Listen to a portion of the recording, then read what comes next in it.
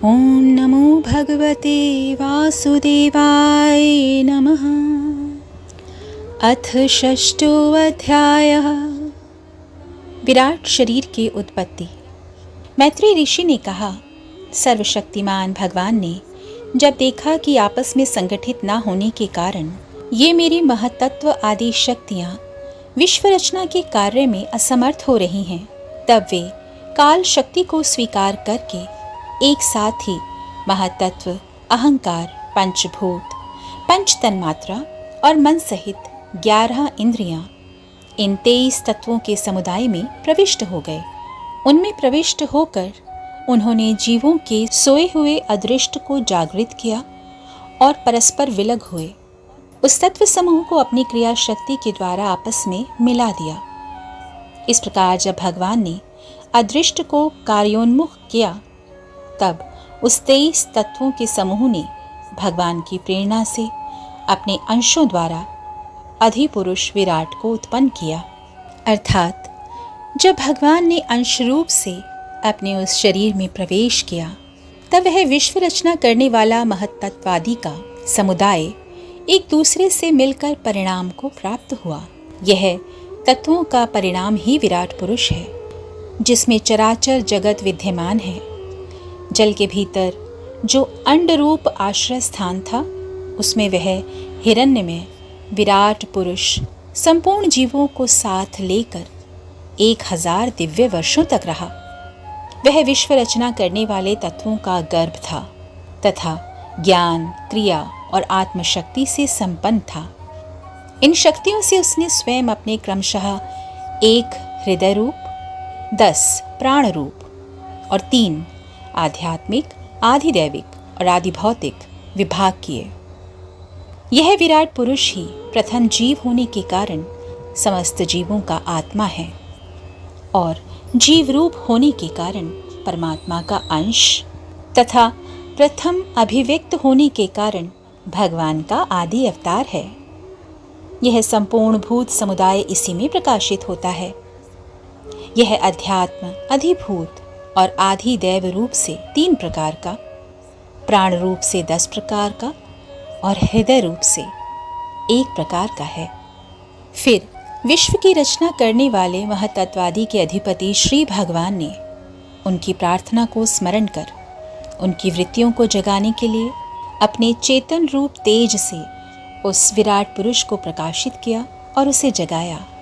उसके जागृत होते ही देवताओं के लिए कितने स्थान प्रकट हुए, यह मैं बतलाता हूँ। सुनो।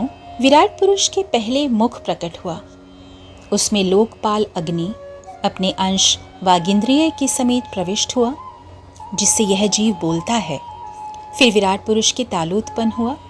उसमें लोकपाल वरुण अपने अंश रसनेन्द्रिय के सहित स्थित हुआ, जिससे जीव रस ग्रहण करता है। इसके पश्चात उस विराट पुरुष के नथुने प्रकट हुए।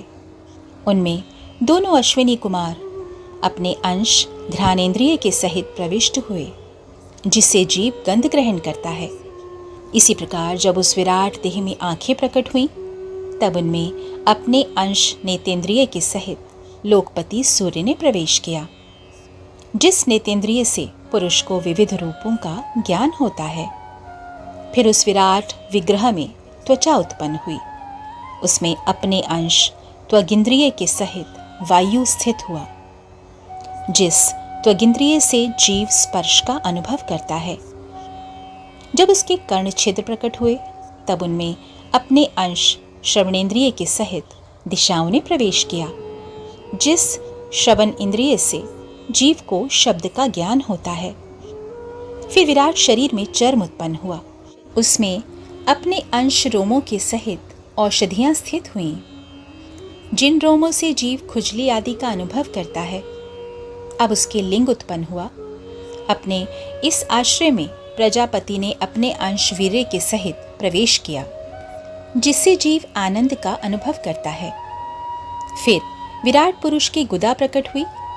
उसमें लोकपाल मित्र ने अपने अंश पायु इंद्रिय के सहित प्रवेश किया, जिससे जीव मल त्याग करता है। इसके पश्चात उसके हाथ प्रकट हुए। उनमें अपनी ग्रहण त्याग रूपा शक्ति के सहित देवराज इंद्र ने प्रवेश किया, इस शक्ति से जीव अपनी जीविका प्राप्त करता है। जब इसके चरण उत्पन्न हुए तब उनमें अपनी शक्ति गति के सहित लोकेश्वर विष्णु जी ने प्रवेश किया। इस गति शक्ति द्वारा जीव अपने गंतव्य स्थान पर पहुंचता है। फिर इसकी बुद्धि उत्पन्न हुई। अपने स्थान में अपने अंश बुद्धि शक्ति के सहित वागपति ब्रह्मा ने प्रवेश किया। इस बुद्धि शक्ति से जीव ज्ञातव्य विषयों को जान सकता है। फिर इसमें हृदय प्रकट हुआ।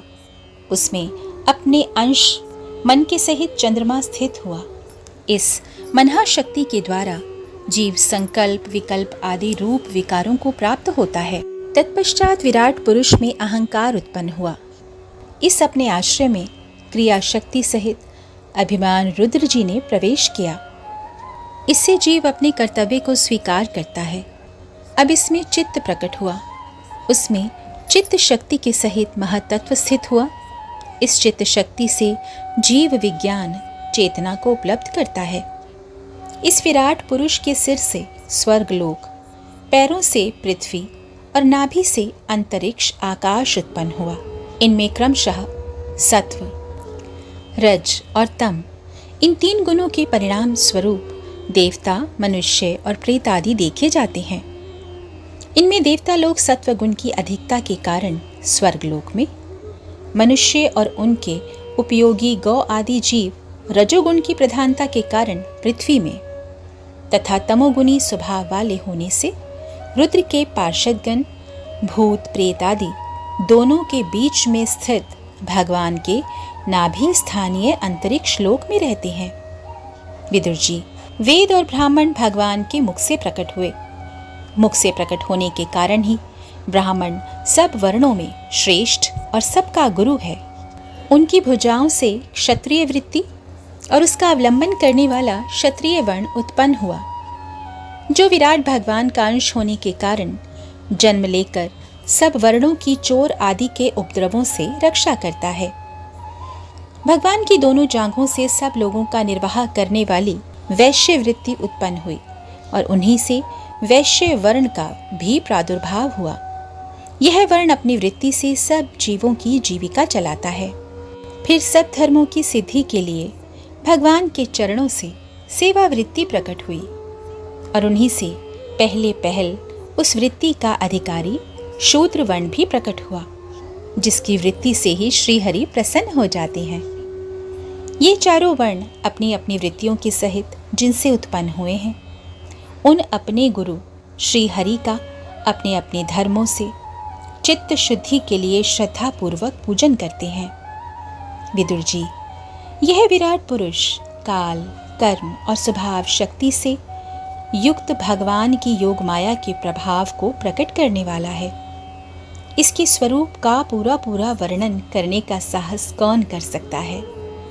तथापि प्यारे विदुर जी, अन्य व्यवहारिक चर्चाओं से अपवित्र हुई अपनी वाणी को पवित्र करने के लिए जैसी मेरी बुद्धि है और जैसा मैंने गुरुमुख से सुना है, वैसा ही श्री हरि का सुयश वर्णन करता हूँ।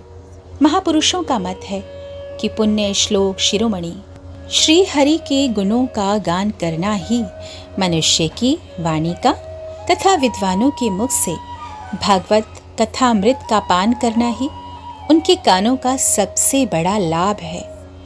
बस हम ही नहीं, आदि कवि श्री ब्रह्मा जी ने 1000 दिव्य वर्षों तक अपनी योग परिपक्व बुद्धि से विचार किया, तो भी क्या वे भगवान की अमित महिमा का पार पा सके। अतः भगवान की माया बड़े बड़े मायावियों को भी मोहित करने वाली है। उसकी चक्कर में डालने वाली चाल अनंत है। अतएव स्वयं भगवान भी उसकी थाह नहीं लगा सकते, फिर दूसरों की तो बात ही क्या है।